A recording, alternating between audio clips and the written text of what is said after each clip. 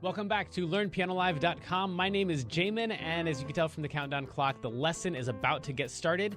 In case you're new with us, there's a few things I'd like to show you to help you throughout the lesson. These lessons are always guided and shaped by your questions, and if you're live with us today, there's a couple different ways you can do that. One is in the public live chat, and the other is the Ask Jamin a Question button, where you can ask me a question privately, and I won't share your identity in case you're afraid that your question is stupid. But it's not. If you're in the archives, though, then just open up the survey. At the end of that, there's a place where you can ask your question. I will say I frequently get questions from students in the archives watching a lesson from 6 months ago, and I have no idea what they're talking about. So please try to be as specific as possible. If you're watching this at LearnPianoLive.com, there should be a PDF and an MP3 button right next to this video. The PDF will often have additional video links inside so you can get more in-depth instruction on each of the topics. And if you're the kind of person who likes to print out the PDF so you can make the same notes on your physical version as I'm making during the lesson, now would be the time to do that. The MP3 is just a play-along track so you can practice more after the lesson. In traditional lessons, a teacher is going to actually present some new concept for maybe 5 or 10 minutes every couple weeks. The rest of the time is going to be spent applying and refining those concepts. Well, here I'm spouting off hours of new information every week, so it's totally unreasonable to expect you to actually absorb all of that. Instead, the goal of these live lessons is for you to find some little nugget of something that makes sense, but is a bit of a challenge, and for you to go practice it, because practice is where all the improvement's going to happen. So don't feel bad if you have to leave the live lesson and you find that little thing that you're going to practice. And of course, if I'm going too fast, you can always rewind the live lessons or replay in the archives as much as you want. If these live lessons start feeling random or meandering, it's because they are, on purpose. So if you're the kind of person who wants classical training with a step-by-step method, then you're going to want to check out Kloppel Academy on the website. It's included in your live lesson subscription, so you can do both or either. And the upper levels are seriously hard work, but it's going to take you all the way from ground zero, all the way up to being ready to enter any major music college as a piano major in classical or jazz. And finally, it's most people's favorite. This is application, where we take the past concepts from other live lessons and we see how they apply to an actual, real song that already exists. And since there's like 1,000 different ways to play any song, you're just going to work on the version that is appropriate for your level. So that might just mean playing one note at a time for right now. Or maybe you're working on chords or covering the full song. Or maybe you're just seeing how the song breaks down so you can better write and transcribe your own songs in the future. But whatever your level is, the goal is not this song. So even if you don't play the whole entire song, you'll get better by even attempting a little bit of it, and attempt it we shall.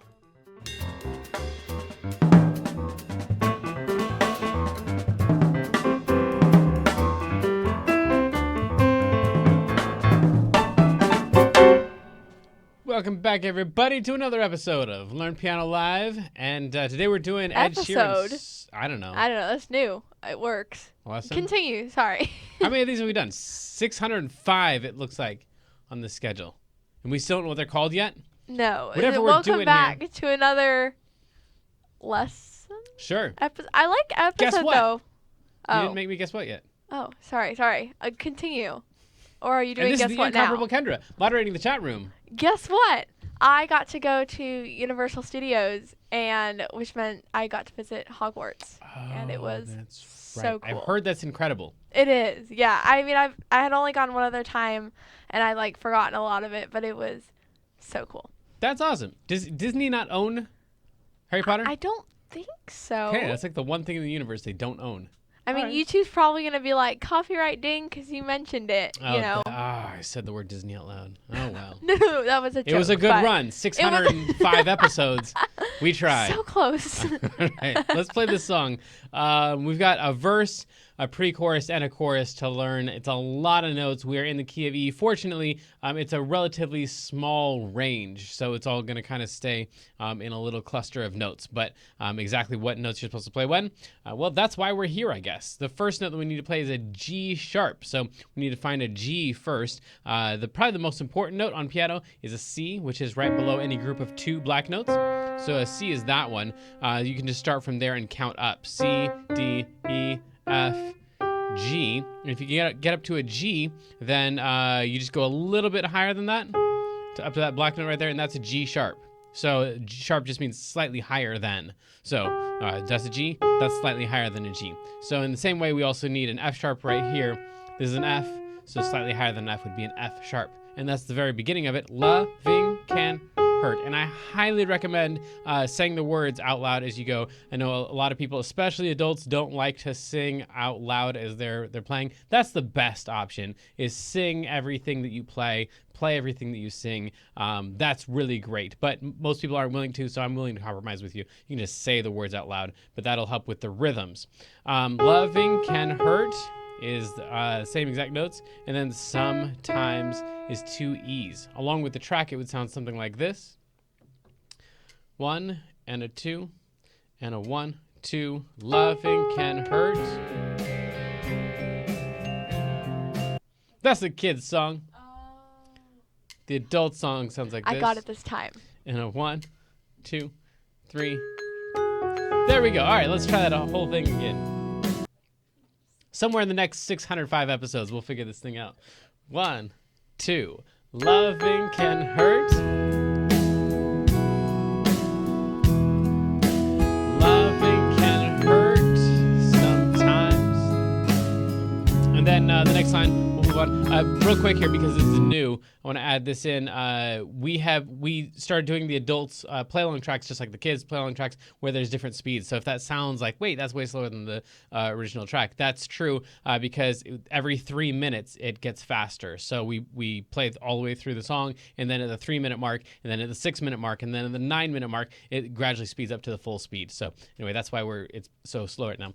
Let me go through the rest of these notes at a slightly faster pace. If you need me to slow down, then just let Kendra know in the chat room, or you can just go back in the archives and rewind to catch the parts that you need. But it's the only thing, those are D sharps down there, only thing that I know.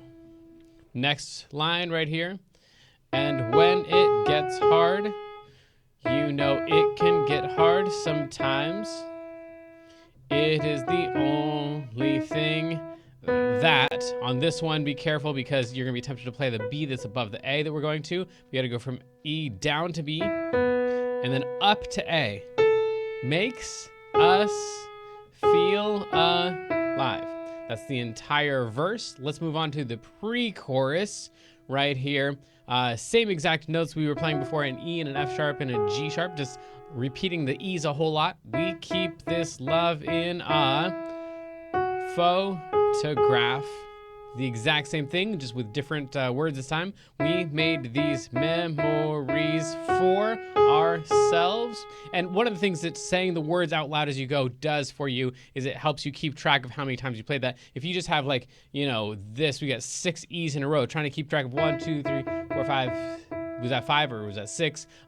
Can be difficult to do, especially if you're playing along with the track and you're trying to put them all in the right spot. But if you already know how to sing along with the track, then as long as you can match up the words with the notes, then the notes will be lined up with the track because your mouth is lined up with the track. If that makes any sense. Where our, that's this thing right over here. That's where we are. And we're going to go up to this B. So this finally is that B that we were looking for before. Eyes are never closing. And then the exact same thing. Hearts are never broken. And the exact same thing again. Time's forever frozen. Still ends on that D sharp. So that's the addition to this phrase right here. We play that same phrase 3 times in a row, essentially, and then we end on D sharp. Finally, we're into the chorus. So you can, and by the way, if you want to just learn the chorus of this thing, that's fine. If this all seems overwhelming and difficult, then definitely take a smaller chunk of it. Don't try to do the verse and the pre-chorus and the chorus, especially not with the track. This is all crazy fast and a large number of notes. So if it feels like too much, it probably is. You probably just need to scale it back and take on less. So you Hey, Jamin. Yes? It's time to take a break from our lesson to do our feature of the day, which today is our album of the day. Yeah, cool.